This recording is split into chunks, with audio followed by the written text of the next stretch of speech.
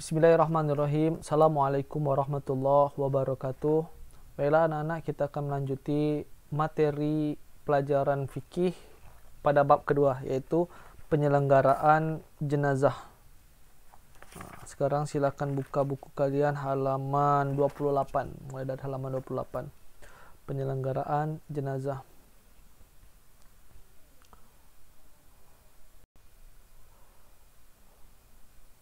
Kewajiban penyelenggaraan jenazah. Pertama itu mengenai sakaratul maut. Jadi sakaratul maut itu berasal dari bahasa Arab, yaitu sakar, mabuk, memabukkan. Biasanya itu mabuk karena minuman keras. Jadi sakaratul maut itu mabuk dalam keadaan menghadapi maut. Jadi banyak ciri-ciri orang sakaratul maut itu. Pertama, susah, ya kan? Serba susah nelan, susah napas, susah ini, susah itu. Itu tanda-tanda orang menghadapi sakaratul maut. Dalam firman Allah, waja'at sakratul mauti bil haqq dzalika ma kunta minhu tahid. Dan datanglah sakaratul maut dengan sebenar-benarnya, itulah yang kamu selalu lari daripadanya. Quran surat Qaf ayat 19. Ada beberapa hal yang perlu dilakukan ketika menjumpai orang yang baru saja meninggal dunia. Pertama, apabila mata masih terbuka, pejamkan matanya dengan mengurut pelupuk mata pelan-pelan. Biasanya orang setelah meninggal, matanya itu terbelalak. Itu bukan karena dia misalnya, matinya tidak bagus, ini terlalu jahat di dunia. Bukan. Kadang itu, konon katanya, dia melihat arwahnya itu meninggalkan tubuhnya. Maka dia melihat, ternyata arwahnya sudah pergi, dia meninggalkannya, maka matanya itu tidak tertutup lagi. Maka dibantulah kita dengan mengurut matanya, pelupuk matanya. Dan yang kedua, apabila mulut masih terbuka, maka ikat dengan tali selendang agar tidak kembali terbuka. Jadi ikat dengan dari dagu ke kepala, kemudian ikat dengan tali selendang atau tali kain putih atau dengan kain kafan, lebih bagus. Dan yang ketiga, tutup seluruh badan jenazah itu dengan kain sebagai bentuk penghormatan. Masuk next, konsep penyelenggaraan jenazah. Nah, penyelenggaraan jenazah artinya itu merawat dan mengurusi seseorang yang telah meninggal secara fardu kifayah. Jadi fardu kifayah itu, hukum fardu kifayah beda dengan fardu ain. Fardu kifayah itu apabila sudah yang mengerjakannya ada wakil yang mengerjakannya, maka terampuni kewajiban-kewajiban yang lain. Beda kalau fardu ain. Fardu ain itu seperti sholat fardu. Dia tidak sholat, maka dia berdosa. Tapi kalau fardu kifayah, misal dalam satu kampung itu ada 1.000 orang, ada mayat di situ. Ada satu saja yang mengurus mayat itu, atau 2 orang yang mengurus mayat itu, maka terampuni yang lainnya, 1.000 orang itu. Tapi kalau tidak ada yang mengurus mayat, maka berdosalah 1.000 orang dalam satu kampung itu. Itu beda fardu kifayah dengan fardu ain.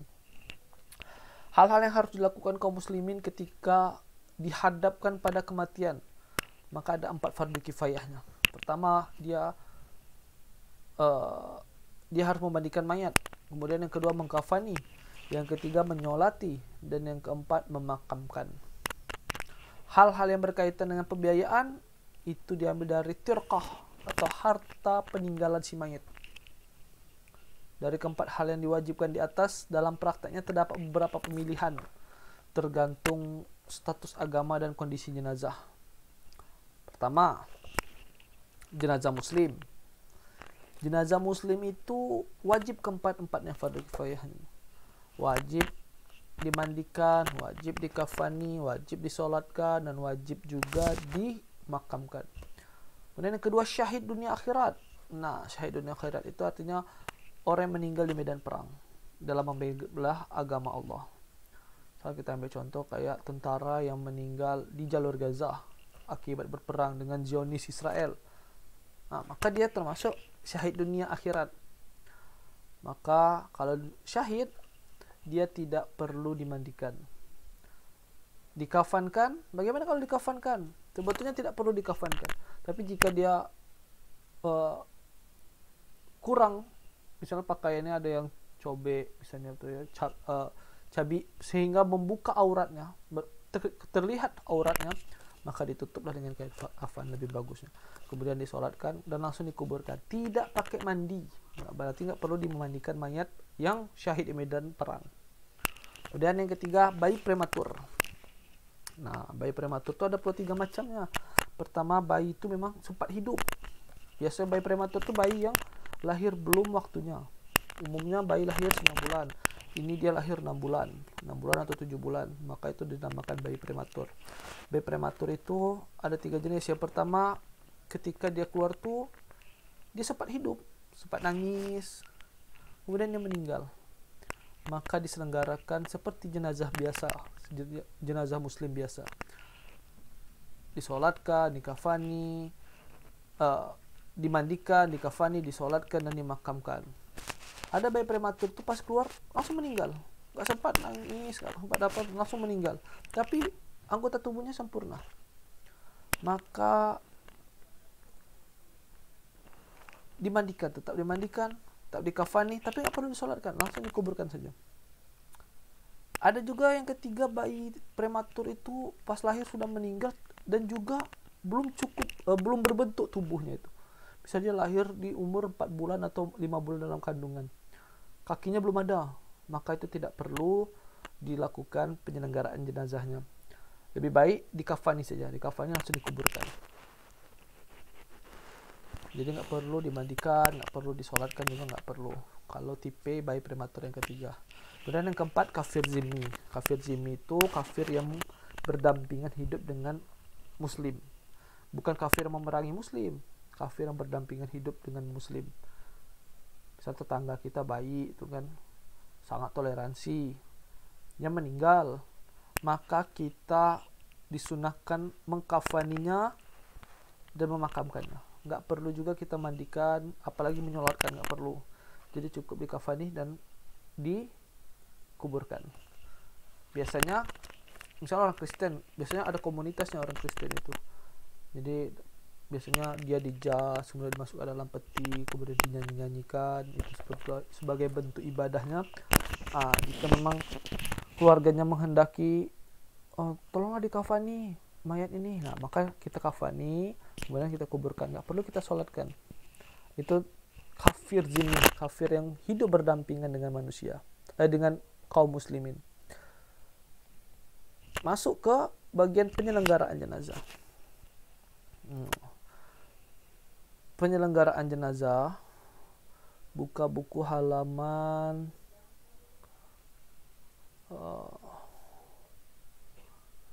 halaman 30. Tata cara penyelenggaraan jenazah. Pertama, memandikan jenazah. Sebelum mayat dibawa ke tempat pemandian, terlebih dahulu disediakan dulu seperangkat alat mandi yang dibutuhkan. Sabun, air bersih, air dicampur dengan kapur barus atau wangi-wangian, handuk, dan lain-lain sebagainya. Pertama, orang yang memandikan. Orang yang memandikan itu hendaknya sejenis. Mayatnya laki-laki, maka yang memandikannya laki-laki. Mayatnya perempuan, maka yang memandikannya perempuan. Kemudian diutamakan yang memandikan itu masih keluarga dengannya. Misalnya meninggal suami, maka yang memandikannya ikut, boleh istri, anak-anaknya, misalnya orang tua si mayit, jadi keluarganya. Kemudian yang ketiga, orang yang memandikan dan orang yang membantunya adalah orang yang memiliki sifat amanah, dapat dipercaya. Apa tujuannya itu? Supaya dia tidak menceritakan aib si mayit tersebut, si jenazah tersebut. Misal di jenazah itu ada korengan, maka disebut, di itu tuh tadi kemarin tuh ada korengan pas dimandikan. Nah itu nggak perlu disebutkan aib mayat itu. Jadi ketika kita mandikan mayat, udah diam. Misal terlihat apa dalam itu, diam. Cukup kita aja yang tahu.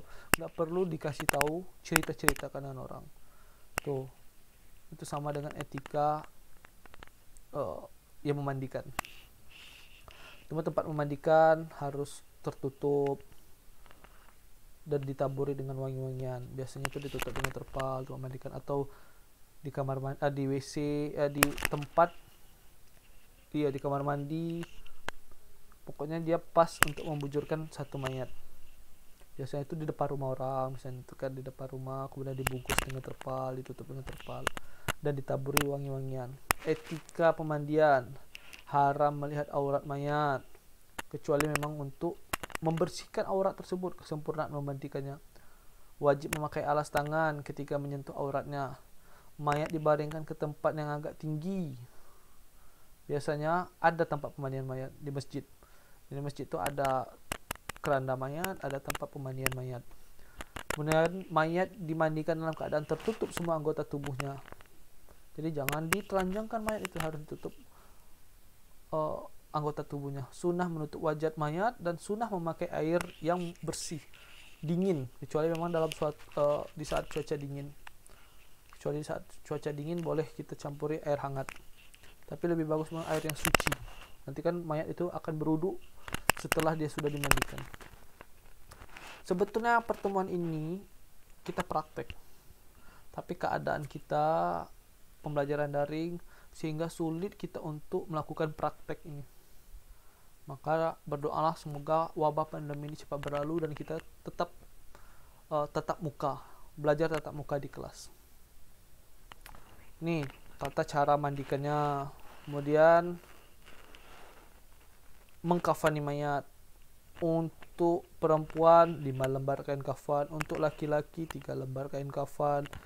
Kemudian tetap dikasih wangi-wangian, biasanya kapur barus, nanti dialasi dengan kapas. Banyak. Memang ini sebetulnya bagaimana cara merobek kain kafan itu nanti sebetulnya ini praktek. Banyak ke praktek kalau penyelenggaraan jenazah ini. Tapi keadaan kita seperti ini, maka yang Bapak sampaikan ini teorinya dulu. Semoga kedepannya Bapak cari teknis bagaimana cara kita bisa praktek dalam bab penyelenggaraan jenazah ini. Mengkafani mayat, kemudian menyolati mayat. Nah, syarat sholat jenazah. Jenazah telah selesai dimandikan dan suci dari najis. Kemudian orang yang menyolatinya adalah yang memenuhi syarat-syarat sah melakukan sholat. Salah satunya apa? Berwudu dulu. Orang yang mau menyolatkan mayat itu harus berwudu dulu. Yang ketiga, posisi menyolati mayat berada di belakang jenazah. Jika jenazahnya laki-laki, bagi imam atau mufarid sebaiknya berdiri tepat di kepalanya. Jika mayatnya perempuan, dia berdiri di posisi kakinya atau pantatnya. Itu etika cara sholat jenazah. Itulah kadang ada orang guyon, ayolah ke masjid. Sekali ke masjid kamu nih langsung sholat di depan imam. Nah itu tanda-tanda apa itu namanya itu, guyonan itu, mengajak untuk ke masjid. Jangan sekali ke masjid langsung disolat mayatkan kita di situ. Maka dari itu rajin-rajinlah kita ke masjid, terutama laki-laki, karena laki-laki kewajibannya sholat 5 waktu di masjid. Nah itu tidak ada penghalang di antara keduanya nih syarat-syarat sholat jenazah. Ada rukun-rukun sholat jenazah. Pertama niat, berdiri bagi yang mampu, takbir 4 kali. Apa takbir 4 kali itu? Pertama baca Al-Fatihah, yang kedua salawat Nabi, yang ketiga doa mayat, yang keempat doa mayat, kemudian membaca salam. Teknis pelaksanaan nih, bacaan-bacaannya nih ada di buku halaman 35. Nanti bisa kalian cek di buku kalian halaman 35. Baru pemakaman jenazah. Pemakaman jenazah pun ada ketentuannya. Panjangnya itu harus sesuai tinggi dari jenazah.